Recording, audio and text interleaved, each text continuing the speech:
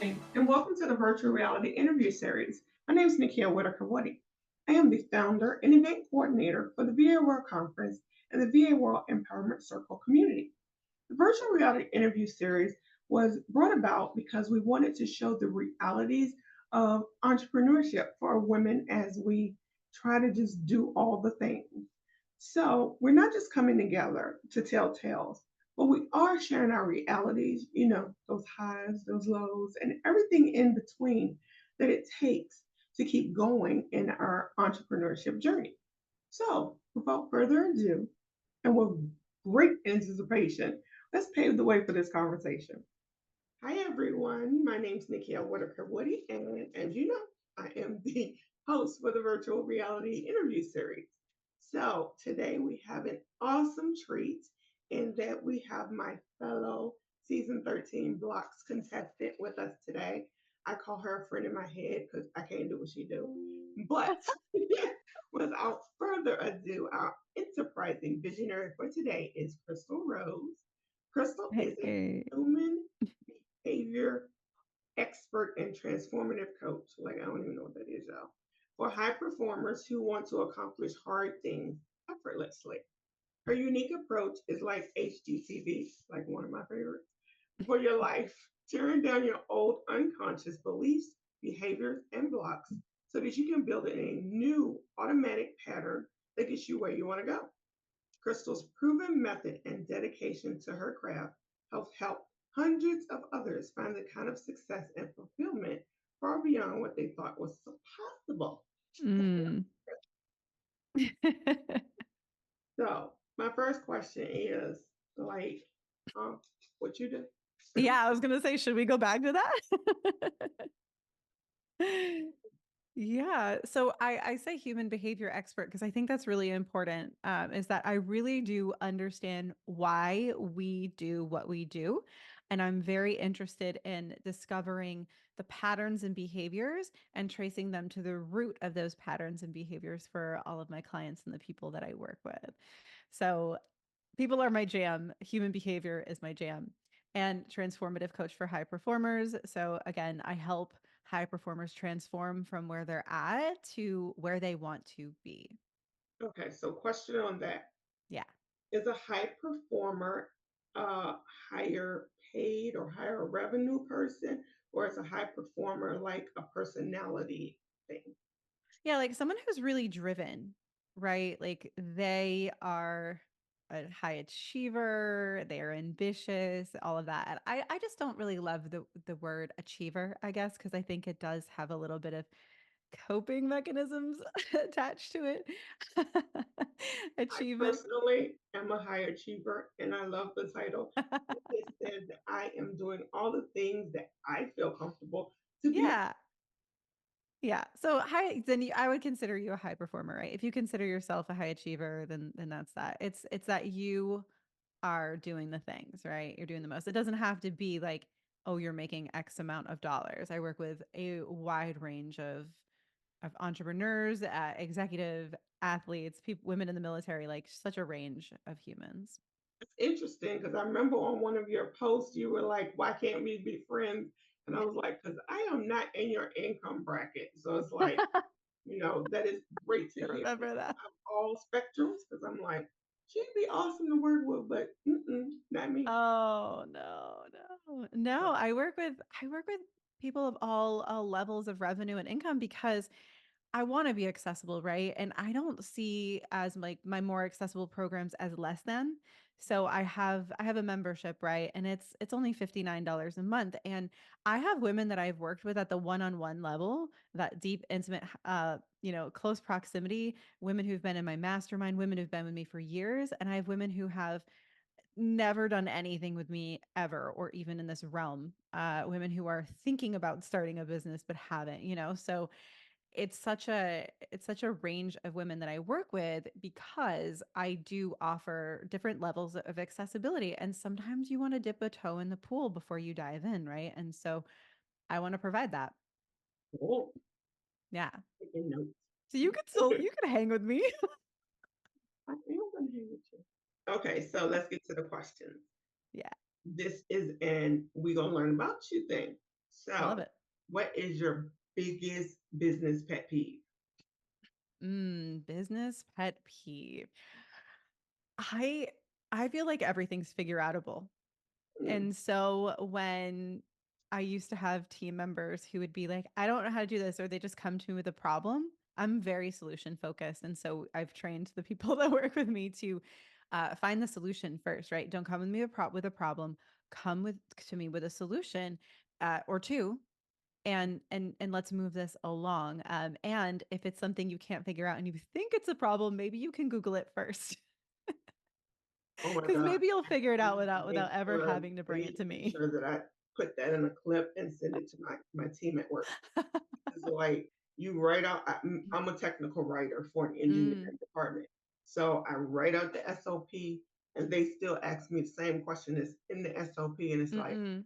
so you couldn't comprehend that or Google it or like figure it out. I will reiterate. I will reiterate over and over and be like, "Oh, yep, that's in your SOP." That is what I've started to do. I like literally send them the link. I don't even ask the question. You know, Yep, like you figure it out. there it is. So I totally understand that. I really feel like efficiencies can be made if you just literally figure it out first. Because I Yeah, didn't. there's no need to be dependent on me for answers. You're smart. That's why I hire smart women. So Yes, you can figure it allow me out. to work in my expertise, and it's not babysitting grown ups. Right. That's all. Yeah. Okay, so can you provide some advice on setting and achieving realistic goals and milestones? Because I know you went through a lot to get to this point. So, what were some of the things you said? Y- Yeah, so it's funny. I do this with my legacy group, which is like they've been with me the longest, and so it's more of like my advanced students. And I think as higher achievers, right, we were like, we just want to get to the big goal. And sometimes when that big goal is literally at the top of the mountain and we're starting at the bottom, we forget to enjoy the view on the way there. Right. We forget that maybe we brought some yummy snacks and we should enjoy ourselves on the way. And that there are going to be places we might want to stop and rest before we get to that summit. So I like to set smaller goals and celebrations and celebrate everything that gets me closer to that big goal. I think that is absolutely mandatory. Otherwise, we're just grinding, grinding, grinding. And by the time you get to that goal, you're already looking for the next one. You're already like the target's moved, you know? So I think that setting smaller goals along the way and then celebrations, even if they're tiny, even, if it's a big sales goal or a big revenue goal, every little sale, it doesn't matter how small. I have a $7 program, right? And every time that sale comes in, I'm like, "Woo, yeah." And I like send a message to my ops manager and I'm like, "Someone just bought the 3-day shift," because that means just as much to me as a $3,000 sale, you know? So we got to celebrate, celebrate, celebrate all along the way. Definitely feel that is true. I try to do that. I am very nerdish. So, watching the X-Men or something like that is like a celebration to me because I love Yeah. TV. So if I get the opportunity to play with the cat and watch X-Men, that's like the highlight of Yeah. my Yeah, and really enjoy it, right? Really Mhm. soak it in and let yourself enjoy it. That's the most important part about celebration. It's not always like spending a ton of money or indulging in something, it's just like feeling in that feeling of celebration. Okay. So my next question is, what strategies can be used to effectively market and promote your business at the onset and also in our competitive industry right now? Yeah. So I'm a firm believer that what you enjoy doing is going to be the best strategy for you. Because things might work, right? It might work to create a reel every single day. It might work to post on Facebook 5 times a day or TikTok 10 times a day or whatever. But if you don't enjoy it, there's going to be a lack of energy behind it and people can kind of feel it. There's going to be like force and push and it's going to feel not great, right? It's going to feel like you're pushing and forcing. So I like to figure out what do you like doing? I love to write and so I had to take back over my emails because I was having a copywriter do it and she was really good. She really nailed my voice, but I was like this is kind of my thing. Like I want to keep this so people can really feel my energy. I write all my own content and I do like showing up on video, but I want to do it in a way that feels good for me. So I think that that's the most important because all strategies work. Mhm. All strategies work. That's why they're strategies, and that's why people do them. It's just not every strategy will work for you. So you have to find what you actually enjoy doing because then you're excited to Mhm. do it and follow through and keep doing and tweak Mhm. as you kind of learn along the way. Yes. I noticed that you have awesome pictures. So do you like Thank you. walk around with a photographer? No.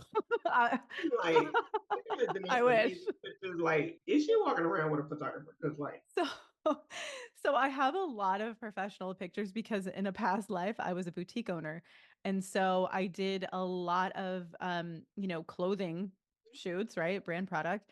And I would also do branding shoots, lifestyle shoots in those photos. And so I use a lot of those. And then every now and then periodically I do branding shoots. And then of course if I'm traveling, we try to get some like good pictures of traveling. I would forget honestly if it weren't for this. I On my last trip I had my social media manager come. It was the first time I actually had someone who was dedicated to taking videos and pictures of me, and it was amazing because when I travel, even with my husband, right? We've gone on so many trips together.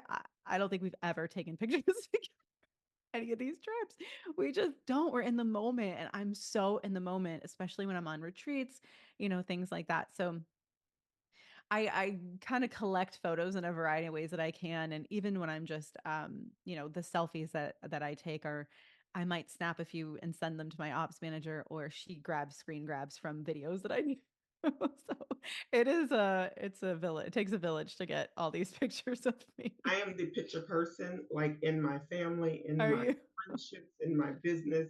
I am the one who is always taking picture. I am very mindful of it. I have a brand shoot every 6 months because Mm, you can never have enough pictures when you're the yeah. face of the brand. So I am always with the camera. So smart. It's so smart.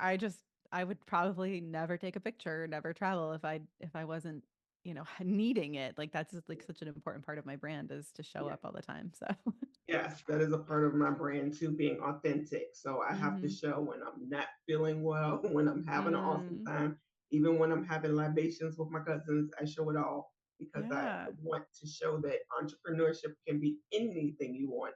Doesn't have to be absolutely. stodgy. Absolutely. So what motivated you to choose this path? You say you were a boutique owner. So like how'd you go from clothes to this? Okay, so I've been an entrepreneur for about 12 years. My very first business was actually a promotional marketing company. So the girls that run around giving you samples of alcohol, that was my business. I started there. I ended up with a couple of partners in an online women's magazine, and we ended up with a quarterly print. We went national. We had a run in Australia, and then I fell in love with fitness. And as I was moving away from those businesses, I started my boutique for chicks with muscles. That's what it was for. I wanted to solve that problem, and I also started nutrition coaching because I fell in love with nutrition and counting macros because it was such freedom for me. So I was running both of those businesses and I stumbled across a woman who was talking about like a almost like a life coaching certification in health and wellness, and I thought that this could really help me in my nutrition coaching business. That's what I really wanted to grow. And when I enrolled in her program, I was so arrogant. I was like, this woman won't teach me anything. I just thought she could help me blow up my business. And what ended up happening was it blew my mind and it brought me into this world of embodiment work and unconscious reprogramming work. And it changed my life in just a couple of months. And this was like a 10-month experience. And so by month 6, I realized this was the path I had to be on. I had to give this gift to other women. It was incredible, better than anything I had ever experienced. Years of therapy, just like so many things. I was healing so rapidly, and my outer world was changing, right? Like my boutique was doing so well. I like tripled my sales, and I didn't work harder. I wasn't working harder, and I wasn't feeling stressed. And I'm like, what is happening? Who even am I right now? So I gave away my nutrition coaching business to the coaches that were working for me. I'm like, here you go, take my clients, take everything. I don't need anything for it. And then over time, I ended up removing myself from my boutique and just ending it because I wanted to go all in on this. So I have been this is my 4th year in this business, and you're going to have to pry it out of my cold dead hands cuz I'm obsessed. I have literally been, I keep adding to my toolbox, and I could teach the same thing over and over again, like my 101 course, right? I just recently taught it live. You'd think I'd be sick of it. I love it. I was so excited getting to reteach it live. So I'm in it for a long time, but that's how I got here. That's really interesting. I just started because I had an empty nest. My children were grown and I was bored. You know, how Yeah. soccer, basketball, track, and to nothing. So I love my job. So I decided to be a virtual assistant.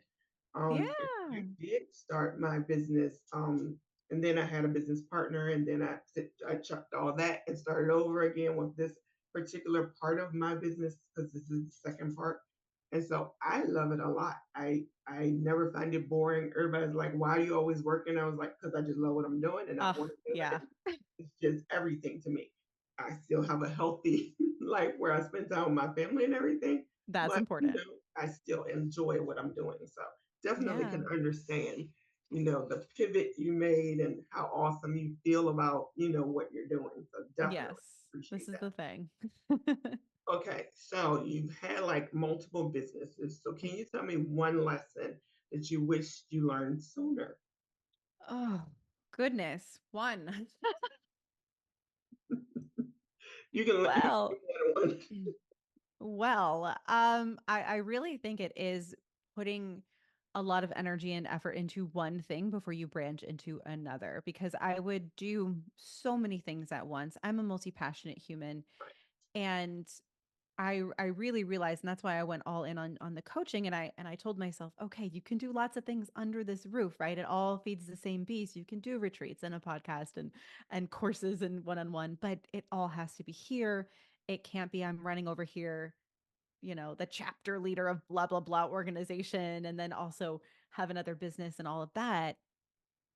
I really wish I had known about like really putting all of my energy and effort into one basket first and getting it up to speed before I moved on to something else.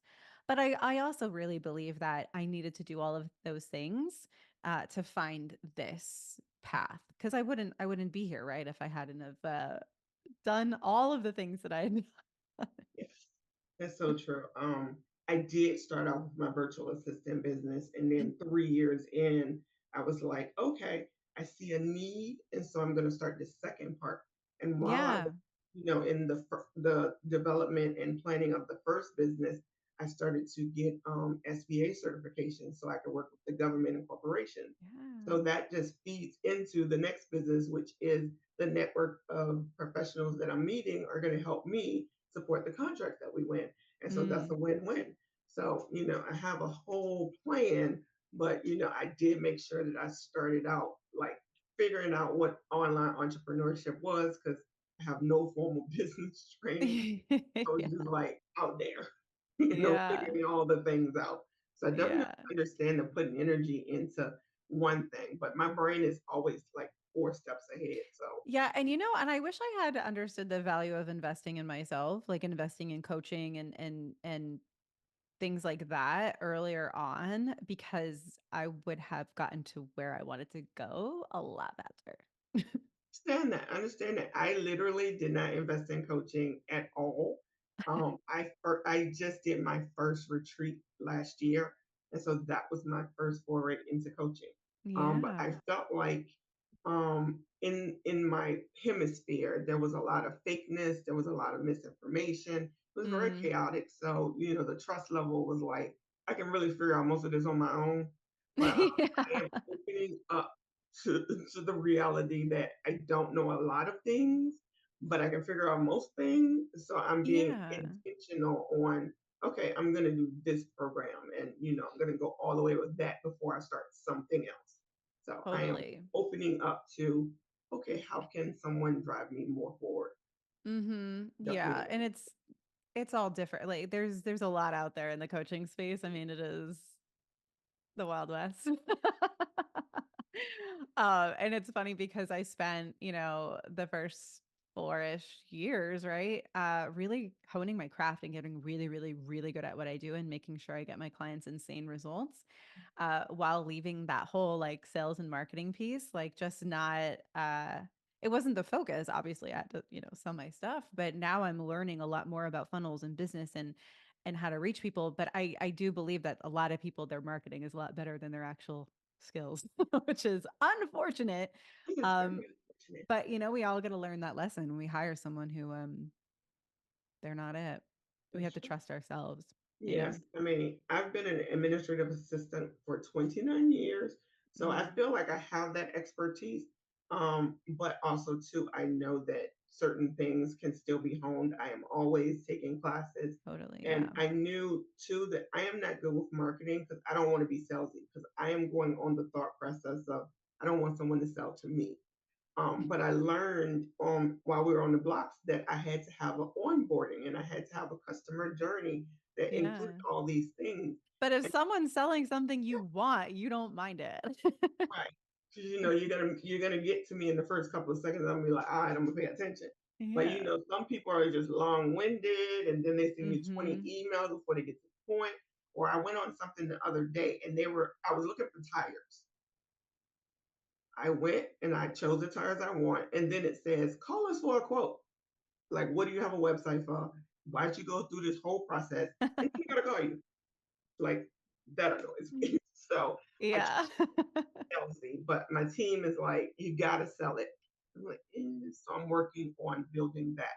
So that is one thing that I definitely learned at the blocks and I am implementing. Mhm. I'm implementing a lot, but that was Yeah, just I mean, if you just kind of think about like I try to think about who needs to hear what I have, what I have today, because there are women who absolutely need what I'm offering, and if I don't show up and talk about it, they may never find me and they may never get what they need. And so it's like I owe it to that woman. And if there are people who are annoyed with me, then like scroll by. It's not for you, right? Like right. move on. But I feel like I'm doing the world a huge disservice if I'm not showing up and selling what I have to offer. That is true. I looked at Yeah. your website today and it said something about ending the hustle. And I Mhm. always say that I am renaming and redefining hustle for my family to equal legacy, not let's go Mm, stand on the corner or let's do this, this, and this. So I understand the hustle, but I don't know how to not hustle. I come from a strong woman family mm, and I come from a place where I don't like to ask people for help. So I am mm. very interested in how you reframe hustle. Yeah, so to me, like hustle culture has become the whole like, gosh, like these dinosaurs in the industry, right? Being like, sleep when you're dead and like no days off. And oh, if you're not where you want to be and you take weekends off, that's your problem. Like it's just like that grind, grind, grind, grind mentality, grind until you're a nub, until there's nothing left. And I just don't think that that's necessary at all. And I realize that the more I overflow my cup, which is things that light me up and make me feel good, which working is a part of that, right? But I also don't need to work all day, every day. Right. And so I just don't consider what I do hustling. I consider, I'm working, I'm living my purpose and it feels really good to me. I feel like hustle feels like like there's so much like push behind it. Um it's kind of like what I wrote the other day about the women that I am working with and that want to work with me or that I want to work with. They want that first class seat on the rocket ship. They don't want to pull the horse anymore. Hmm. And women have been pulling the horse, pushing Really? the horse, like thinking that if they So work good. harder, then the harder you work, the more money you'll make. And that's just not true. I mean, look Mhm. at teachers, look at, firefighters. I mean, there's plenty of people who work really hard that aren't wealthy. Um, uh, and so I'm inviting women to take a seat on the rocket ship because the chiller you are in your system, Mhm. the easier it is for you to do the things that you need to do. Stop wasting your energy on things that you don't need to waste them on. Clean up those leaks, pour Mhm. into yourself, and then you can keep going. Mhm. You have more longevity. But yeah, the way that most women work, it's there's just so much push and force, and then when you're at the brink, it's like, "Oh, I should rest. Let me just one more thing." You know? Yeah, and it's like it's just not necessary, and while I am a person who truly enjoys working, it's my favorite, I know that I'm at my best when I'm pouring in to myself, and so I do a lot for me, and that way, when I show up for my business, I'm like, "Yes," like, I love it, and it always feels good. I never feel resentful, or I never feel like I'm burnt out. I never feel like I might get burnt out. I can keep going. Yeah, I understand that because being a single mom at 19 and now I'm 49, it's like I Mm. ain't had no choice but to hustle. It was just me. You know, it Mhm. was get it done, get it done, get it done. There is no complaining. I'm an army brat, so there's no complaining, there's no Mhm. crying. You figure it out. So I am learning in this season to set boundaries Mhm. and do the things that I want to do first and before, being Good. so altruistic and always giving of myself to others. So I am learning that as well. Yeah, like what you said too, that you don't and you don't ask for help, or it's hard to ask for help, and I know I've been there, and that, right? That's a behavioral pattern. There is a wound there, because if there wasn't, we'd have no problem asking for help, right? It'd be very easy. Um, but generally, when we struggle to ask for help, it's almost as though we feel like it's more valid if we do it ourselves. No one helped me. But I'll tell you this, no one's handing out no one helped you medals. Like, no one's handing them out. And so whether it be team or a coach or a mentor or whatever, it's like we get to have support. We deserve support. We're worthy of support. And it's going to get us where we want to go heck of a lot faster than if we just wear that badge of honor of doing it all on our own. Yeah, I understand that, but I never thought it was the any trauma. I just Oh, it doesn't have to be saw, trauma. I just saw Yeah. it. My It just grandma. can be a belief that gets ingrained somewhere somehow. Yeah, Or if people let you down in the past and you just like realize you can't count on other people, then you just be like, I'll just have to do it myself. Then it just becomes part of what you do. it does. It does. Yeah. Um, as an entrepreneur, how are you continually innovating your business and keeping it relevant? Well, I think helping others will always be relevant, and I think when I'm just looking out there in the internet, I it's very clear that there are a lot of people who need this work. So I don't think I'll ever run out of like potential people to work with. But I it has to make me excited, right? It has to light me up. So if there's something I'm doing and I'm just not feeling it, I will burn it down in a moment. I have no problem burning down things that aren't serving me and then creating things that are new and exciting, even if it's crickets, right? I don't care. I'm happy. I'm excited about it. I'm doing a retreat in Houston of all places, right? Houston. We're not doing it to explore Houston and go to all the sites. Like, it's about what we're doing at the actual retreat, and I am so excited about it, even like maybe even more excited than I am about my Italy trips, which is tough. It's tough competition, but I just do the things that excite me. And so, I have a membership that's a Telegram experience. There's not a lot of people who are doing that, and I do because it excites me, and it's fun to have a little community, like almost like the best group chat ever, right? Of awesome women. I love that. Yeah. So I just think like, oh, what or and sometimes I look at what other people are doing, and not as a way of like, oh, I'm going to copy them, but more like inspiration, or how would I do this different if it were me? I don't know if you're into human design, but for me, it's like I have to respond to the world around me. And so if something's happening, or someone's doing something, it kind of like, oh, that never even occurred to me as something I would do. It was not in my awareness. So let me try it on and see if that's something I would even want to do, and how would I do it to make it more me. Mhm. Yeah, that's basically how I started my second business. I was a Yeah. co-founder of a Facebook group, which we organically grew to over 700 people. And Mm. then I burned it all down because this excited me more and I started over. And so like it has been crickets, but it's getting better. So it's like I definitely understand wanting to be excited. Mm. And I go to a different state each year to facilitate my virtual conference. I invite the team, I pay for it all, and we have a ball just getting to meet up for that one day. Well, we meet for 3 days, but to put the conference on for Yeah. that one day, it completely excites me.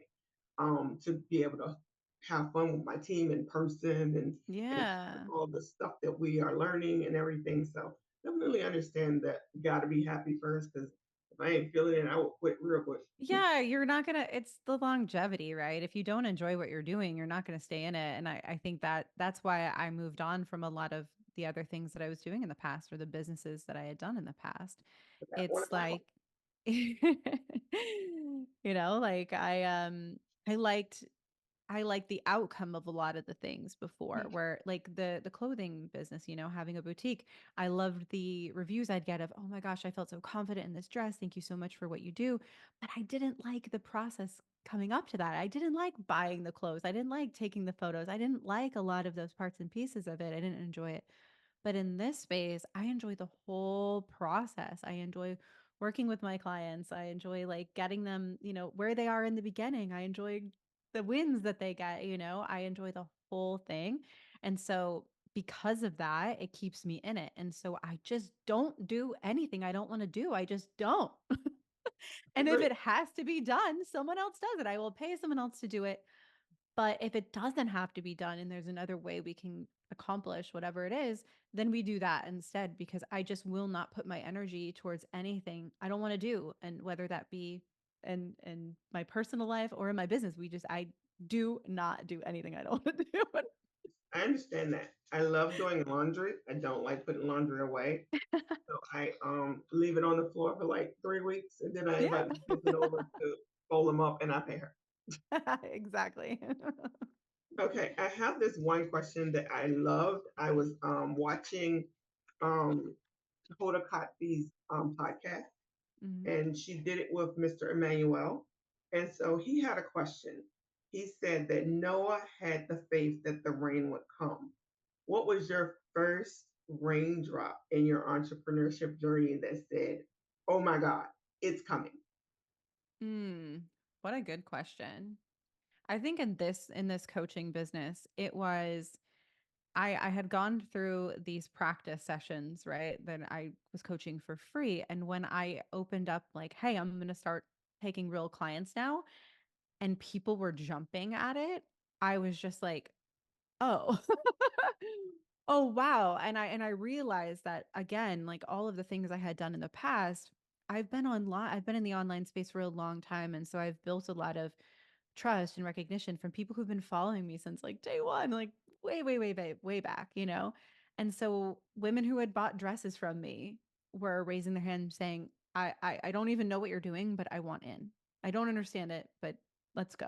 And I was like, great, because I don't know how to explain it. That's super awesome. I am getting ready to, based on our time at the blocks, start a Mm, subscription plan, yeah. where I am doing the same thing I'm doing now, but more focused and on a mentor side, because I don't want to be a coach. I know that's a connotation that people love, and it is a great thing, but I don't want the weight of it. If that makes sense. I don't want to be like, if you do this, you're gonna get no. Well, here's the thing, right? Is that a lot of people coach is so interchangeable with so many different things. Mhm. I'm more of a coach and a mentor, which coaching, I'm pulling out of you, right? I'm pulling what's in you out of you as a mentor. I'm modeling. Um, uh, you know, I'm modeling. A consultant tells you what to do. There are a lot of consultants masquerading as coaches out there. So yeah, I'm gonna start a subscription, and I've I already love got that. people saying that they're interested in it, and I've been doing it for free for 3 years, so it's like, Which oh is my God, insanity. yes, Okay. Like, stop that. yes, I've been doing it for free for 3 years. I have been bootstrapping this event for 3 years, and Yeah. my friends are just like, no, you got to charge. So Yeah, that was really, our conversation, right? I I was was, like, "No, no, it no, was. no, no." Yes, she got me all the way together in like 20 minutes, and I didn't even know her. Like she just sat down beside me and like, Like, and I you was just need to like, charge what? money. She was like, you need to charge. Like, what are you doing? Absolutely not. No, no, no, no, not on my watch. Yes. Because here's the thing is like doing stuff for free is wonderful. There's plenty that I do for free when I want to and when I have space for it. And I love that and I love doing it. But a lot of the times people will only show up for themselves when they're putting skin in the game, you know? I have these one-on-one sessions that are, I mean, they're not cheap, you know, and I've offered them to free for people that I felt like my heart was just like, let me help you. And they've just like no showed. It's insane to me. And I have clients that have worked with me for years that would be cartwheeling on the way to this free session. They're just like, yep, I'm in, you know? And so we really got to like, when we say free now, it used to be free, I'll take two. And now it's like, people are like, oh, it can't be that good, Yes. you know? And so we've got to really walk the line between when we put things out there for free, you know, like my breathwork podcast, it's completely free. It's my gift to the world. It feels good for me to do. If someday it no longer feels good, then I might stop doing it. But right now it feels really good to do, and it's not an offering I'm actively giving. And you know, like you can't really book a one-on-one breathwork session with me. You can't really, you know, I don't really do group things even very often. It's very minimal. So that's my gift, you know, and it's free and it's wonderful. And here you go. But when you're really like pushing and working and like you should be getting paid for that. Yeah. So I am keeping my free group, but my new onboarding process that I Mhm. devised at the blocks Sell is it to all the free people. right. So it's if you want more and extra and all the things, it's going to cost you a little bit of money every month Good. now. You're welcome to stay over here. It just will not be as fleshed out as it has been because Yes, I am switching focus. So absolutely. took I a think long that's time great. to get to. Like it really did. My friends were like, "You need to charge $99 a month." I'm like, "Nope, It can't took do you it. too long to get It's here. giving me breathing issues." No, because I was like, I started this on the premise that as a new entrepreneur, you need things that you can't necessarily afford. So I Right. mean, how do you go from that premise to I need $99 a month? So I mean, we fought back and Well, forth. I came to a yeah.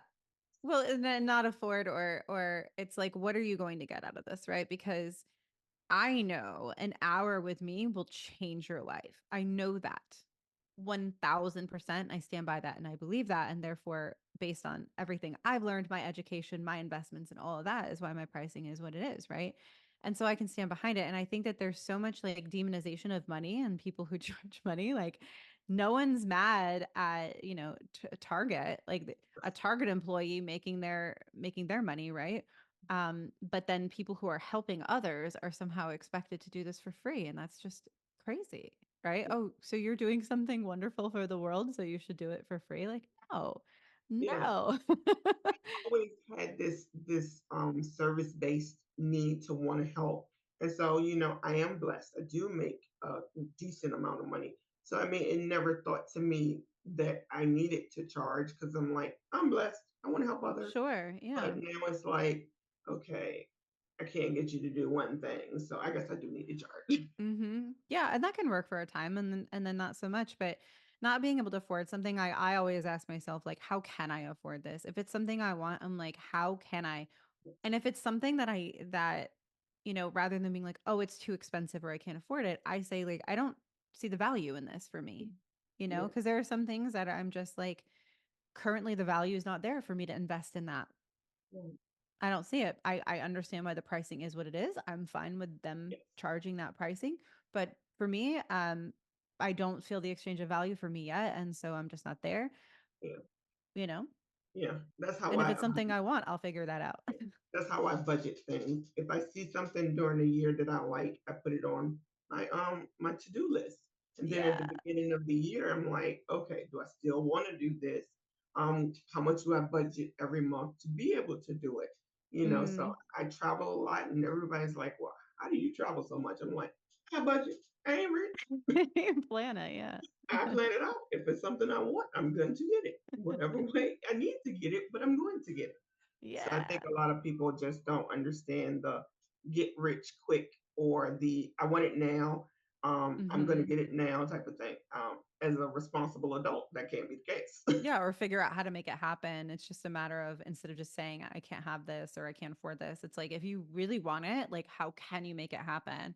Because Mhm. I know I'm going to show up for my investments, right? And if it's a financial investment that, even if, you know, like my current coach, she does both business stuff, but she also does, you know, some of the stuff that I do in energetics and, you know, like holds me, helps me with my mindset and all of those things. And so every investment I make, I just say, I will 10x this investment. Like it's on me to do that, right? But I will 10x this investment. And I fully believe that every time I invest and it stretches me, I'm like, oh man, can I do this? Like, I don't know. It's a lot, right? I reassure myself, like, absolutely, because you will 10x this investment. I do feel like my blocks experience was a 10x investment. Um, Yeah. I only had one day where I was like crying, but the rest of the time was like so amazing. So to me, it 10x everything because it confirmed all the things that I was doing. It gave me a different viewpoint of the things that I thought of doing, and it Yeah. made new things come about as well. So definitely understanding 10x. Yes. Okay, you seem to be all chipper and everything.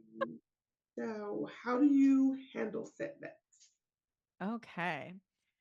So here's the thing, right? Is that I definitely part of this work, part of the work that I teach and that I model is moving through my emotions, right? So I let myself have my emotion. If something happens and it sucks, I can fully acknowledge that it sucks. I just don't stay there. I don't live there.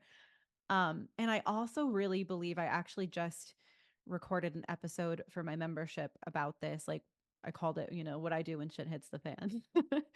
And I really believe this that when you make a declaration of where you want to be, right? That next level, and you start moving towards it, shit's gonna hit the fan more often than not, right? And I look at that as my opportunity to be who I say I am and to see where the energy leaks are, to see where I need to improve because that girl over there who's living the life that I want isn't dealing with this. She's not acting in this way or she's not freaking out about things. So if I'm freaking out about something here, this is what I get to work on. So when I do get to the level that I want to be at, I'm I'm not going to fall further, right, than here. So I really look at setbacks and challenges as opportunities for growth and to get better and to show myself that I can overcome these things.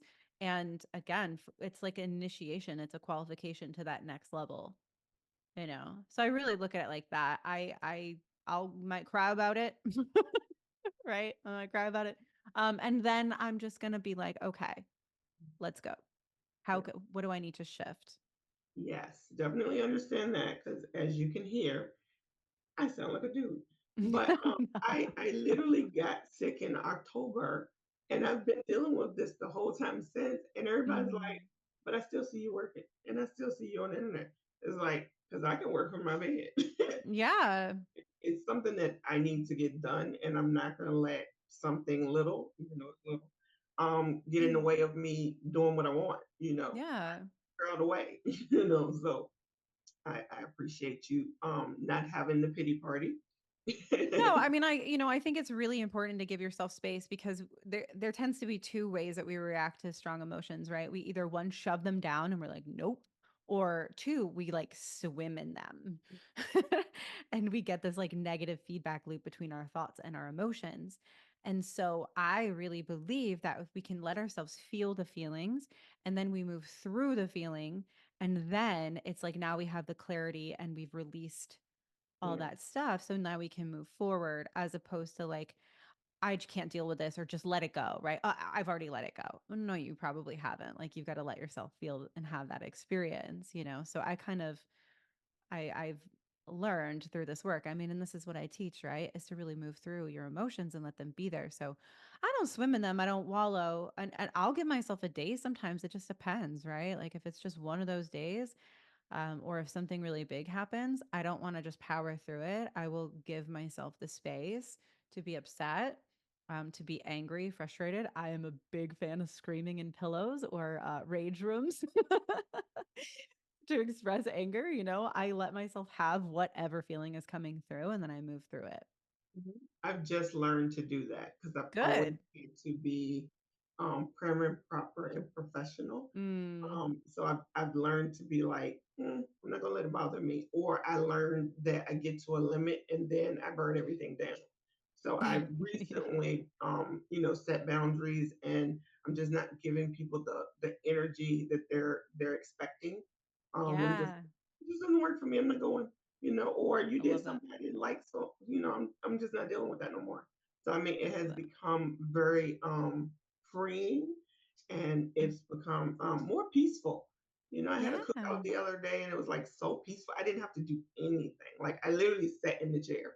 Whereas Yeah. usually I organize it, I do the yard, I set up the thing, I order all the food, I handle the grill, and it was just like so refreshing.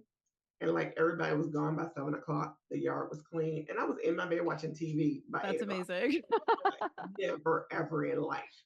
So I'm like, this is the way my life is gonna go from now on. Yeah, You're that's not rocking with amazing. the way I want it. You're not rocking with me. Mhm. I So that love has that. been very freeing, very freeing. Okay, so we have come to the end of our interview. I appreciated all your answers. Um, Yeah. as an experienced, multi passionate business owner, what do you say to someone who's getting ready to start? Getting ready to start. Just make it just start. Like I what I see often is people trying to gear up for it and plan and prep and do all of the things.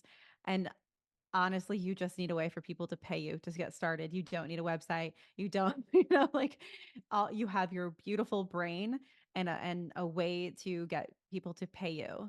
And that is literally all you need to get started. And whether it be a product or a course or something like that, you can sell stuff before it's exists. Like and just start, do it messy, stop second guessing yourself. You know what needs to be done. I like that. Do it messy. Yeah. Like my Not like bipolar filthy, but ADHD, yeah, my bipolar ADHD brain was like, nope, you need this. But I'm working on it. I'm working on being more open to things because Yeah. this is how I get things done. Mhm. And that works for me thus far. So it's Yeah. like, As soon as I decide something, I'm going after it. Like we're doing it. And so I immediately, I'm like, what do we need to do? Boom. Oh, we're going to do a retreat. Okay, cool. I don't even have a sales page right now for my Houston retreat and I'm selling it oh, because I can oh. talk about it. I know it's going to happen. I know it's going to be like. So. So tell us all about the Houston trip. Yeah, so I like again, I do retreats in Italy every year and I've been having clients that have been like, "Oh my gosh, can you please do something domestic? Like please." And so I'm speaking at a retail event in Houston in September and I decided to add a retreat to like the end of the week. So my people can come or anyone who's at that event if they want to come, and it's going to be all about stepping into your power. So we're going to be doing breath work in the mornings, breath work at night. I've hired a private chef. So we're going to have yummy food because if you know me, I love my food. There's a pool. So we'll get to like lounge by the pool. But I'm when I work with people, we need to clear the thing that's holding you back before we can start moving towards the thing you really want. And so this time is going to be like a portal to like acceleration to where you want to go and standing in your power. We're going to shed the things that aren't serving you so that you can really stand tall and firm in your power. So I'm so excited I'm like planning my gifts and everything and planning menus with the chef. That's super awesome. I wish I could go, Yeah. but it's my daughter's birthday party, so I cannot go. But Bummer. I will, I will totally support you in any way I can because it sounds awesome. It really does. Yeah. Yeah, if it goes well, I'll do another domestic retreat. Like I Yeah, I was said, about to say, are you gonna do another one? Because I'm building my 2025 schedule. there you go. Yeah. Well,